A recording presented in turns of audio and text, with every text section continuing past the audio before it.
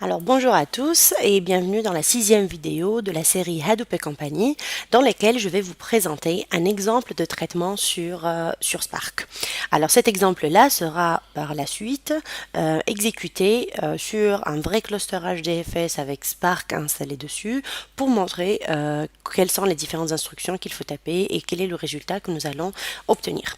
Donc pour cela, comme dans la vidéo précédente, je vais m'aider de la présentation qui a été réalisée par Fernando Rodriguez et dans laquelle il va nous montrer un exemple de text processing qui va permettre le traitement d'un ensemble de données. Donc notre fichier en entrée, ça va être un fichier texte tout simplement, dans lequel nous allons essayer de générer les mots dont la fréquence est la plus grande. Donc pour chaque mot, on va donc générer l'ensemble, le nombre de fois où ce mot a été réalisé, et puis nous allons sortir à la fin les top N mots les plus fréquents dans le texte.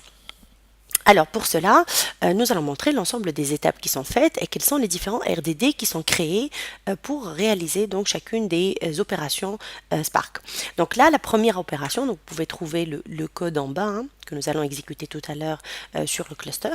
Donc nous avons en fait une première opération, c'est une opération de transformation. Les opérations en bleu sont des opérations de transformation qui vont créer un nouvel RDD à partir d'un fichier texte Hadoop.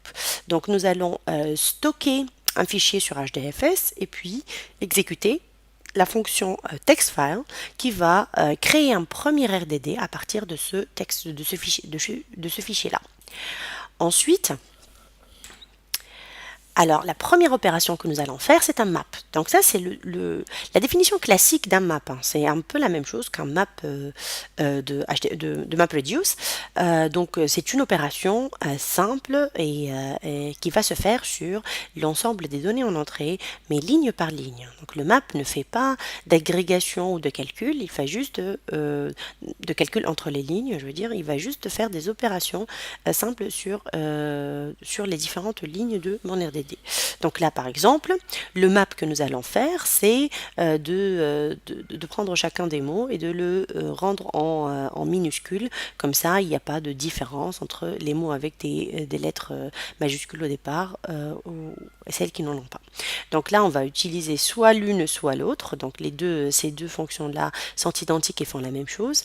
Et elles vont exécuter la fonction toLowerCase sur l'ensemble des lignes du RDD. Donc, il suffit en fait de lui dire exécute-moi cette fonction-là de map sur le RDD précédent qui s'appelle docs. Donc, si on revient au slide précédent, on va trouver que le RDD qui a été généré s'appelle docs.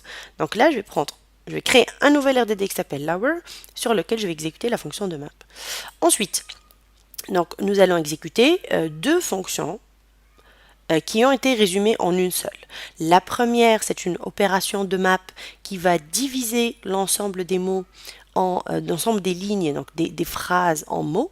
Donc là, chacune des lignes va être séparée en un ensemble de mots. Donc, si on exécute le map avec un split uniquement, il va nous générer un RDD de tableaux. Donc d'array, de chaînes de caractères. Ce n'est pas vraiment ce qu'on veut avoir parce qu'on aimerait réaliser des opérations sur chacun des mots séparément.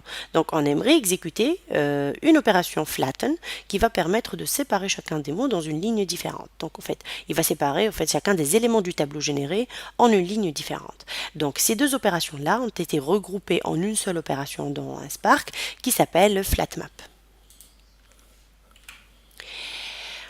Nous allons ensuite exécuter une autre opération de map, mais là qui va nous générer des données sous forme de clé valeur. La clé va être le mot en lui-même et la valeur va être la valeur 1. Pardon. Donc cette valeur 1 va nous dire tout simplement que le mot hello existe en une seule itération. Donc chaque mot existe en une seule itération dans chacune des lignes qui est présente dans notre RDD. Ensuite, nous allons passer à l'opération de chafing.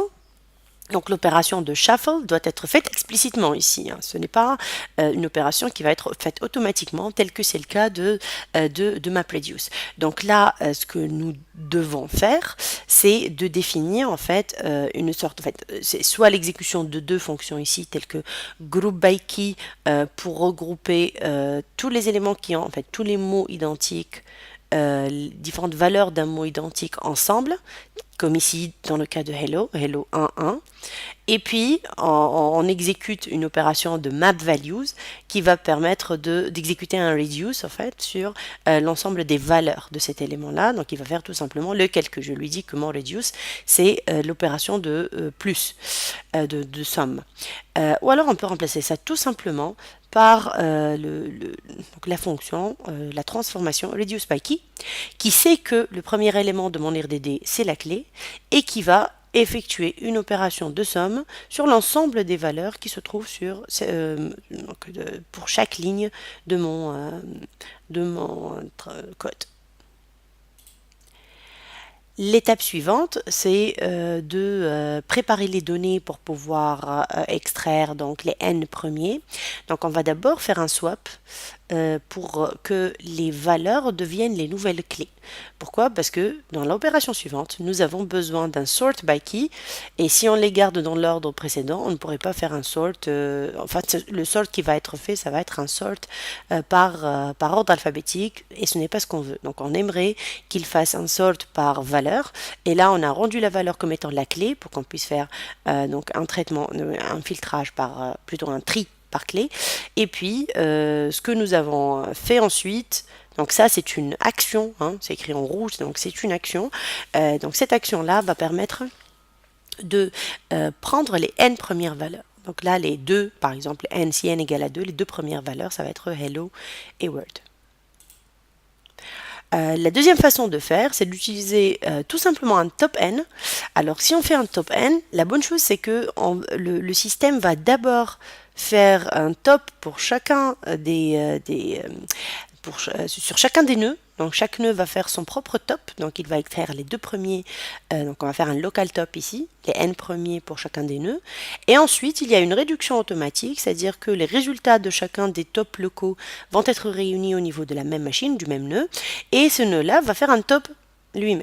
Donc là, du coup, on va avoir une opération qui est quand même plus intéressante parce qu'on va diviser les opérations sur l'ensemble des nœuds. Plus on divise en fait le traitement sur les nœuds, plus on gagne en termes de performance. Parce que la réduction, ça implique qu'on va réunir plusieurs données sur une seule machine. Et là, ça peut poser un problème parce qu'on peut avoir beaucoup de données qui sortent des différentes machines pour être réunies dans une seule. Et donc, ça peut poser quand même des problèmes de performance, même si on est en train de gérer uniquement au niveau des RAM. Donc là, par contre, on va alléger énormément le travail pour la machine finale qui va faire la réduction finale et donc c'est toujours meilleur. Donc là, c'est l'ensemble du code que nous allons exécuter tout à l'heure sur notre cluster.